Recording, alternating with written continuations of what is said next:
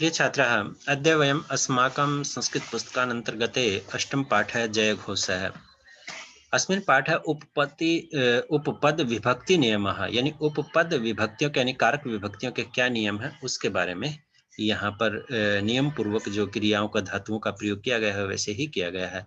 यानी कहने का मतलब प्रथमा द्वितीय तृतीया चतुर्थी पंचमी षष्ठी जो विभक्ति प्रयोग की गई है वो उसके अनुसार प्रयोग की गई है। वैसे एक कहानी है जय घोष, ठीक है, उसको हमने पढ़ना है कि ये किस प्रकार बताई गई है। और इसमें जो क्रियाएं हैं नगरम पथिकेशु तम मह्यम ये सारी विभक्तियों के अनुसार दी गई है। जैसे आप शब्द रूप देखते हैं छात्र है छात्रो छात्रा है इस प्रकार देखते हैं, मावम वयम तो उसके अनुसार प्रयोग की गई, इसलिए यहाँ पर उपपद विभक्ति नियम जो है वो लिखा हुआ है। वैसे आप इसको समझ लेते हैं कि ये हमारा पाठ क्या है। एकदा बहवे पथिका वैशाली नगर आगच्छन्, एक बार बहुत सारे राही यानी यात्री वैशाली नगर में आ गए। मार्गे दस्यवः, मार्ग में दस्यो माने डाकू, तेसाम सर्वधनम एलुंठन, मार्ग में यानी रास्ते में डाकुओं ने उनके सारे धन को एलुंठन माने लूट लिया। पथिकेशु यानी उन राहगीरों में एक है, राहगीरा का मतलब जो यात्री है उन यात्रियों में एक है, एक 9 वर्षीय है, 9 साल का बालक है, पियासित 9 साल का बालक भी था। दस्यु राजा है यानी डाकुओं के राजा ने तम माने उससे, अपृच्छित माने पूछा, उससे पूछा, किससे पूछा? उस बालक से पूछा जो उनमें 9 साल का बच्चा था। तब समीपे किम अस्ति, तुम्हारे पास क्या है?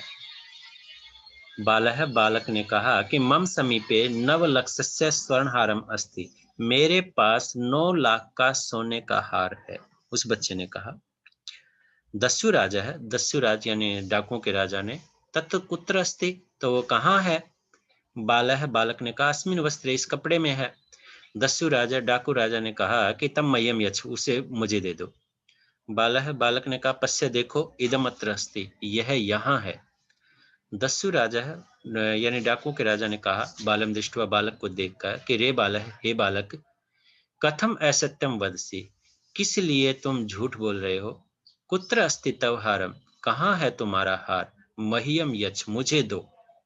बालः स्व वस्त्रे, बालक अपने वस्त्र में गोपितम यानी छुपाए हुए हारम माने हार को दर्शेते माने दिखाता है। दस्यु राजा है यानी डाकू का राजा आश्चर्य सहितम, आश्चर्य के साथ, हे बालक, इदम स्वर्णहारम अति सुगोपितम आसीत, यह सोने का हार अत्यधिक गोपनीय था, यानी आपने बहुत अच्छे ढंग से छिपा रखा था। कथम तुम सत्यमेव वद है, तो किस लिए तुमने सच बोला, किस लिए सत्य कहा? बालक ने कहा मम पितु आदेश आसित, मेरे पिता का आदेश था सर्वदा सत्यम वद, हमेशा सच बोलो। अहम पितु आदेशम अपाल्यम, मैं अपने पिता के आदेश का पालन कर रहा हूँ। दस्यु राजा है, डाकुओं के राजा ने कहा हे बालक, तुम धन्य असि, तुम धन्य हो।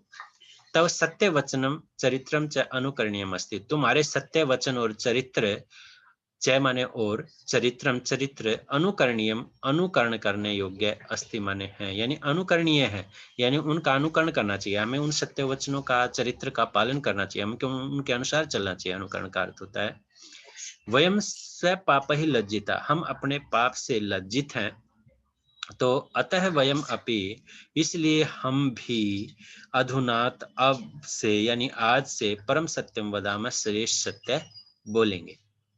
सर्वे दस्यवः, सभी डाकू, तस्य बालकस्य, उस बालक के सत्य भाषण सच बोलने से, अनुकरणीय अनुकरण के द्वारा, चरित्रेण च और चरित्र के द्वारा, प्रभाविता माने प्रभावित, अभवन माने हुए, दस्यु वृत्तिम च और डाकू व्यवहार को यानी वृत्ति को, अत्यजन माने छोड़ दिया। लुंठनम धनम च पथिकेभ्य प्रायच्छन, और लूटे हुए धनों को भी यात्रियों के लिए ही दे दिया, यानी लूटा हुआ धन भी यात्रियों को ही दे दिया, यानी जो यात्रियों से धन लूटा था वो यात्रियों को ही दे दिया। ये था कि किस प्रकार एक बालक से प्रभावित, आगे कुछ लाइनें दी गई हैं उनको भी पढ़ लेते हैं। बालकेन सह सर्वे पथिका प्रसन्नो भूत्वा, बालक के साथ सभी यात्री प्रसन्न होकर, प्रसन्नो भूत्वा यानी प्रसन्न होकर, भूत्वा का अर्थ होकर होता है। दस्यु राजस्य चित्तवृत्ते है, दस्यु राज यानी डाकुओं के राजा की चित्तवृत्ते, मन की वृत्ति के परिवर्तन से, परिवर्तन का की प्रशंसाम कुर्वन् प्रशंसा करते हैं, वैशाली नगरम प्राप्तवान और वैशाली नगर में पहुंच जाते हैं। सह बालक जय घोष आसित, उस बालक का जय घोष था, यानी सब जय जय कर रहे थे।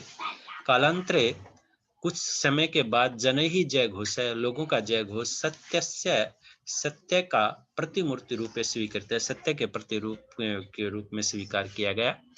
अद्यापि जनाः, आज भी लोग तस्य सम्मानम कुर्वन्ति पूजयन्ति च, उसका सम्मान करते हैं और पूजते हैं। ये था एक बच्चे के सच बोलने से किस प्रकार डाकुओं का मन भी परिवर्तन हो गया और वो भी जो है सज्जन पुरुष की बन गए।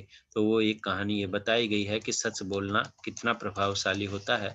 जैसे सच बोलना उनके लिए घातक भी हो सकता था। आजकल के डाकू जो है सच बोलने को सच बोलना नहीं मानते, बल्कि अपना फायदा समझते हैं। आजकल सच बोलना जो है, यदि कुछ कीमती हार है और छिपा रखा है तो सच बोलना कितना खतरनाक हो सकता है, वो हम सब समझते हैं। तो ये था हमारा आज का पाठ। इसको दोबारा सुन लेना है। यदि समय आपको कुछ समझ में नहीं आया तो उस लाइन को दोबारा से पढ़ लेना है, सुन लेना है, समझ लेना है। तो ये उनके कुछ अर्थ दिए गए हैं, वो मैंने बता ही दिए गए। अधोलिखितानाम वाक्यानाम समक्षाम न लिखत, यानी आम और न माने नहीं, यानी सही है या गलत है उसके बारे में आपको लिखना है।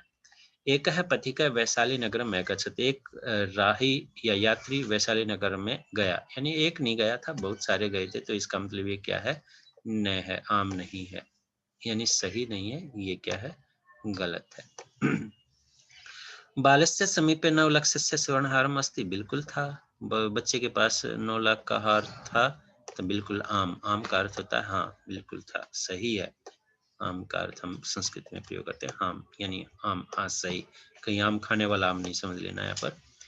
बालः स्ववस्त्रे गोपितम हारम दर्शयति, बच्चा अपने वस्त्र में छिपे हार को दिखाता है। तो बिल्कुल ये आम ही आएगा, वैसे के वैसे ही आएगा। बालः पितु आदेशम अपालित, बच्चे ने पिता के आदेश का पालन किया। तो बिल्कुल किया था, सही है, उसने पालन किया था। दस्यवः लुंठितम धनम पथिके प्रायच्छन, डाकू ने लूटे हुए धन को यात्रियों के लिए दे दिया।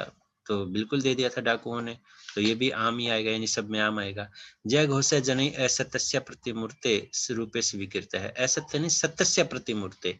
तो यहाँ पर ये असत्य दे रखा है, तो सत्य के प्रतिमूर्ति के रूप में स्वीकार किया था, न कि असत्य के रूप में। तो यहाँ पर भी लास्ट में क्या आ जाएगा, यानी पहला और अंतिम न है, बाकी सब आम है।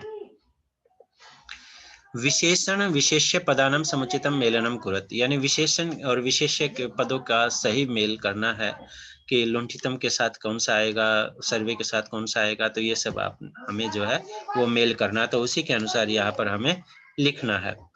जैसे लूटा हुआ क्या है, यहाँ पर धन के लिए प्रयोग किया गया है। सर्वे के लिए यहाँ पर जो प्रयोग किया गया है वो हमें देखना है कि सर्वे के लिए क्या प्रयोग किया गया है। तो इसमें देख लो बहुत सारे दे रखे हैं, दस्यव है, वस्त्र है। तो यहाँ पर ऐसा कई बार कंफ्यूज, तो सर्वे को सभी दस्यव माने डाकू, तो सर्वे दस्यव आएगा। अस्मिन, अस्मिन के साथ आ जाएगा अस्मिन वस्त्रे।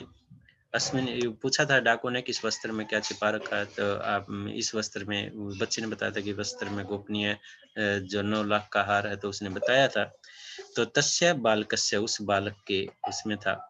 इदम चरित्रम, इदम के साथ सॉरी स्वर्ण हारम आ जाएगा और अनुकरणीयम चरित्रम आएगा, अनुकरण योग्य चरित्र। इस प्रकार ये प्रयोग होंगे। तो ये था उनका मिलान।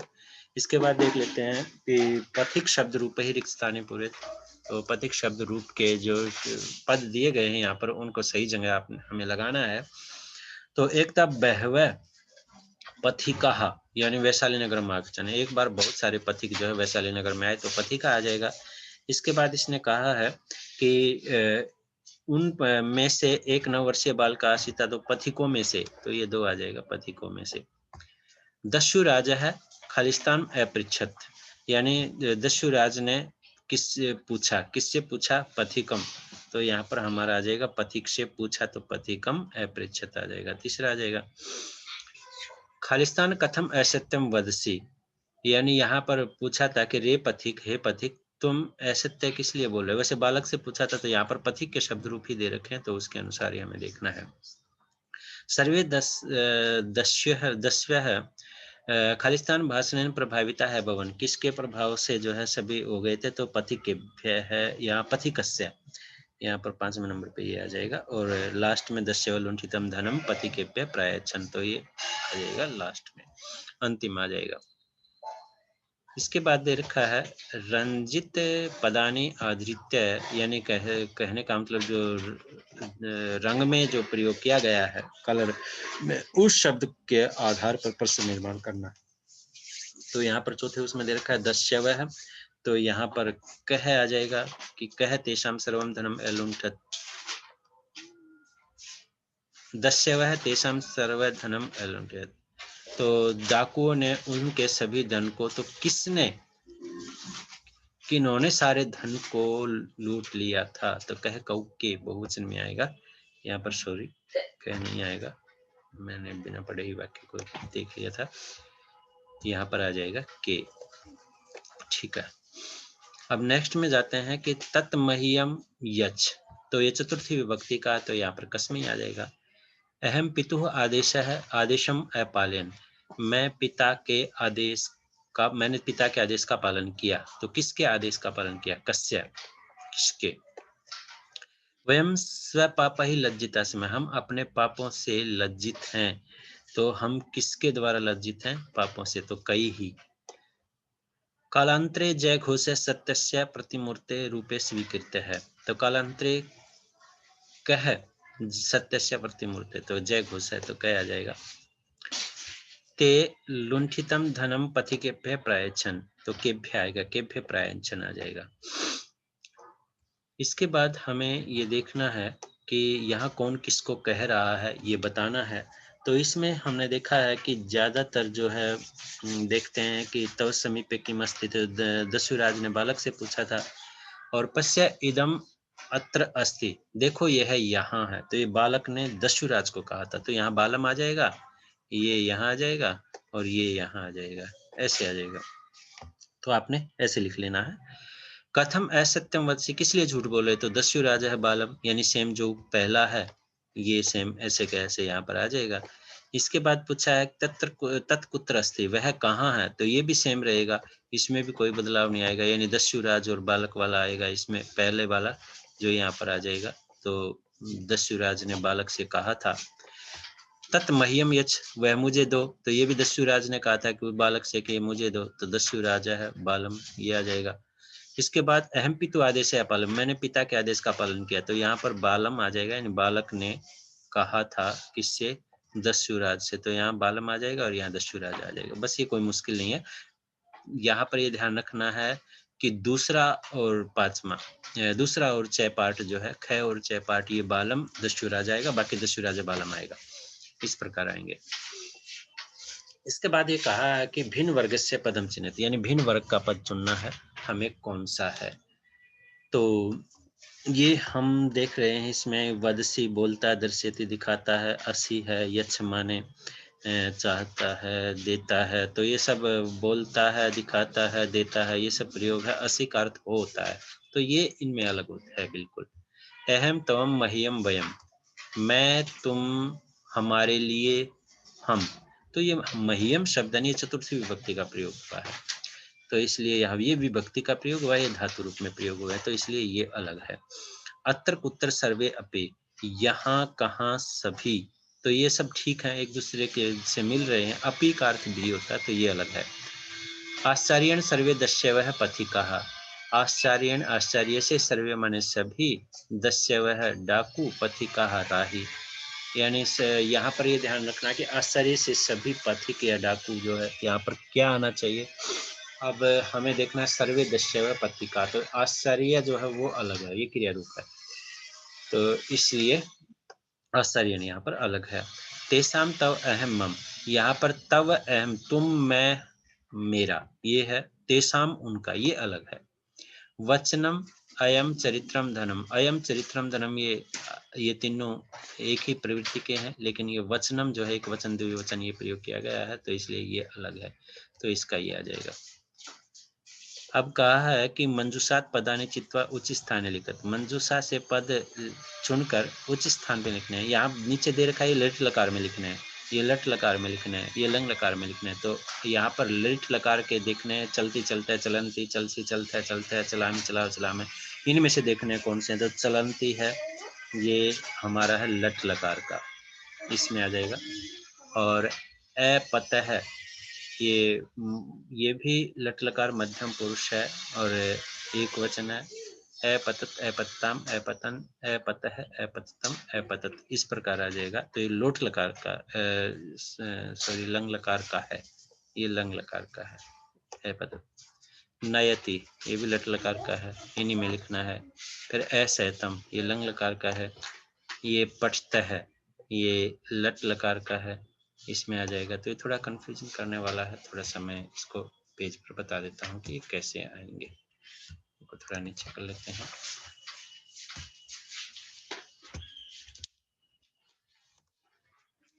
ये हमने मान लो यहाँ पर लिखे हैं लेट लकार के शब्द,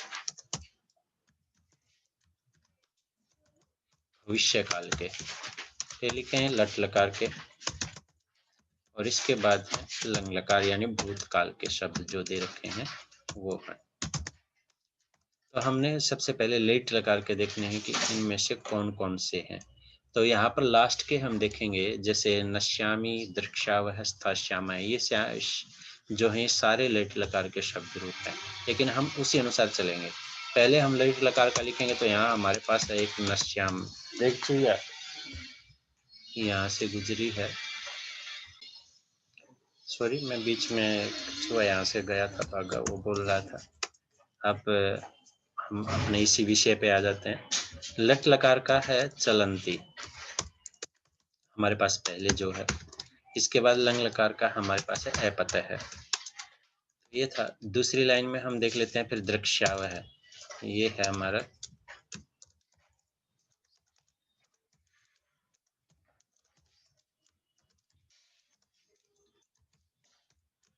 दृक्ष्याव है। और इसके बाद आ गया हमारा नयति, ये भी लट लकार का है। इसके बाद हमें लेना है हस्तम, लंग लकार का। इसके बाद हमारे पास आ गया स्थश्याम,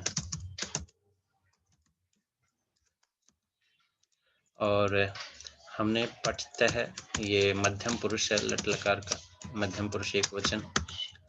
और अगायत, ये है लंग लकार का प्रथम पुरुष एक वचन, अगायत। ये हमारा जो है शब्द रूप पूरा हो जाता है।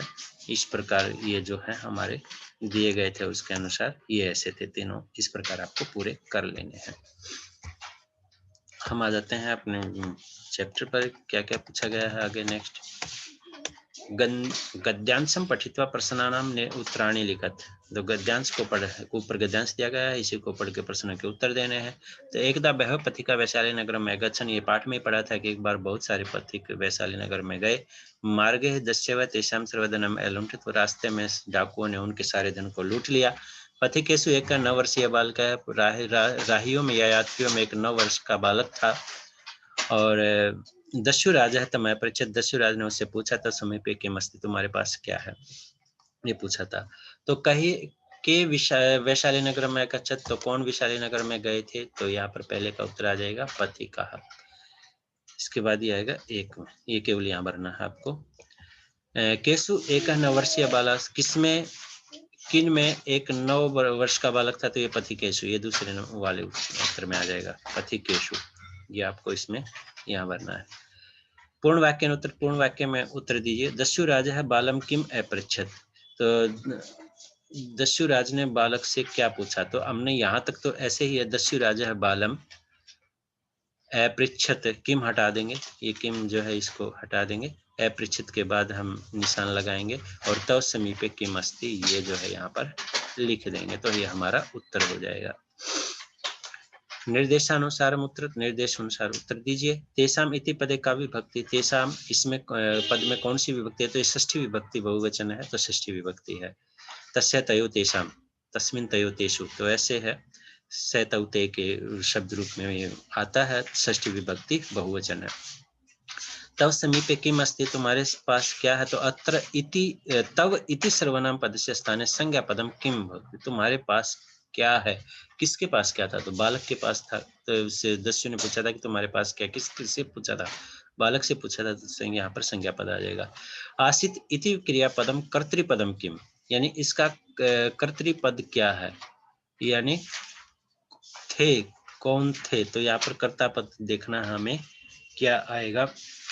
तो यहाँ हम तीसरे में जाएंगे, तो मैंने यहाँ चैप्टर में एक बार देखना पड़ेगा कि कौन था कौन नहीं। तो यहाँ एक है 9 वर्षीय बालक आसीत, तो ऐसा पूछा था, तो कौन है आसीत, क्रिया कर्ता पद कौन है, बालक है, तो बालक था, 9 वर्षीय बालक था, तो बालक के रूप में आसीत जो है इसका कर्ता पद हो गया। आगच्छन इति पदस्य विपर्यय चित्वा लिखत, यानी इसका जो है पर्याय लिखना है आगच्छन का, कौन सा है, तो इसमें आगच्छन का एगच्छन ही हो सकता, ना ये हो सकता, ना ये हो सकता है, तो इसका मतलब क्या है, ये एगच्छन जो है इसमें आ जाएगा। घटना कर्मानुसार अधोलिखिता लिखित वाक्यानि पुनः लेखनीय, घटना क्रम के अनुसार ये वाक्य लिखने हैं, यानी पहला कौन सा आएगा इनमें से, फिर दूसरे नंबर पे कौन सा आएगा, तीसरे नंबर पे कौन सा आएगा, तो उसके अनुसार आगे लिखना है। तो हमें पहले पढ़ने पड़ेंगे पूरे कि दस्य वह लुंठितम धनम पति के व्यप्रयचन, यहाँ पर जो है डाकू ने लूटे हुए धन को राही मतलब यात्रियों को दे दिया, तो लास्ट में था यात्रियों को दिया था, तो ये अभी है नहीं। दस्यव बालक से सत्य भाषण प्रभावित, ये भी लास्ट में ये सत्य भाषण से प्रभावित हो गए थे। दस्यु राजा बालम कथयति, डाकू राजा ने बालक से कहा था कुत्र तव हारम अस्ति तव हारम, तो ये हो सकता है, पहले इससे पहले और देख ले कोई। एकदा बह पति का वैशाली नगर में गच्छत, बिल्कुल एक बार बहुत सारे यात्री वैशाली नगर में गए, तो सबसे पहले क्या है ये आएगा।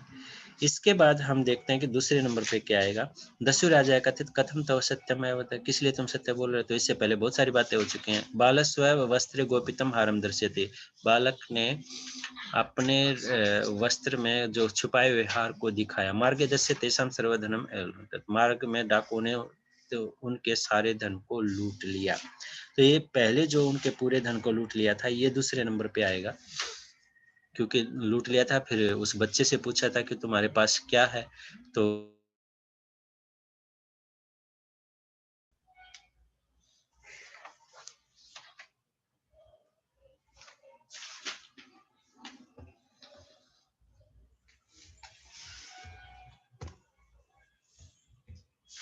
सॉरी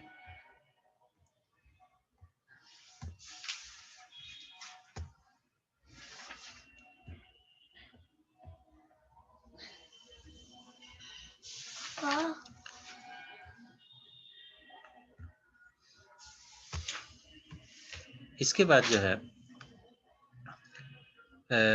हम देखते हैं कि कौन सा आएगा, तो तीसरे नंबर पे हमारा ये आ गया था। इसके बाद नेक्स्ट देखते हैं कि कौन सा किस पद के बाद आएगा। इसके बाद हम पढ़ रहे थे बालस्व वस्त्रे गोपितम हारम, तो ये जो है ये 4 नंबर पे आ जाएगा। इसके बाद दस्यु राजा कथित, ये आ जाएगा 5 नंबर पे, और अहम पितु आदेशम अपालियम, ये आ जाएगा 6 नंबर पे, और इसके बाद हमारे पास बच गए सत्य भाषण से प्रभावित होना और फिर लूटे हुए धन को वापस देना, तो ये 7-8 इस प्रकार आपको ये जो है लिख देने हैं। यानी घ पहले लिखना है, फिर इसके बाद 6 लिखना है, इसके बाद ग लिखना है, तो ऐसे आपको ये नोट करना है। इसके बाद ये दे रखा है कि रचनात्मक अभ्यास का कार्य है, तो सत्यमेव जयते इस विषय पर आधारित कोई कहानी या कथा कक्षा में सुनाई, तो कक्षा नहीं अब सुनाई नहीं जा सकती। सत्यस्य महिमा विषय पर आधारित एक नाटक मंचन में, विद्यालय के नाटक का मंचन करना है, तो ये भी नहीं हो सकता। पाठ में वो पदों को चुनिए, तो पद यानी कारक विभक्ति वो पहले दे ही रखी है कलर में, तो उनको आप लिख ही सकते हो। आप आग दे भी रखा है, यच्छन है, पृच्छत, यत्स है, आगच्छन, ये सब दे रखे हैं जो भी हमारे हैं। योग्यता विस्तार में दे रखा है कि उपपद विभक्तियां जो यहाँ पर बताई गई हैं कि द्वितीय विभक्ति में गम, नम, याच, प्रचि, पच, उभित, अभित, उभयत, ये द्वितीय विभक्ति में प्रयोग होती हैं। करणे, विना, सह, प्रकृति, किम, ये शब्द आ जाए तो तृतीय विभक्ति प्रयोग होते, तो ये दे रखा है। तो आप पाठ के अभ्यास कार्य को पूर्ण रूप से भर लीजिए और उसको याद कर लीजिए। आपको जितना चाहिए वो हो चुका है। ओके, आज इतना।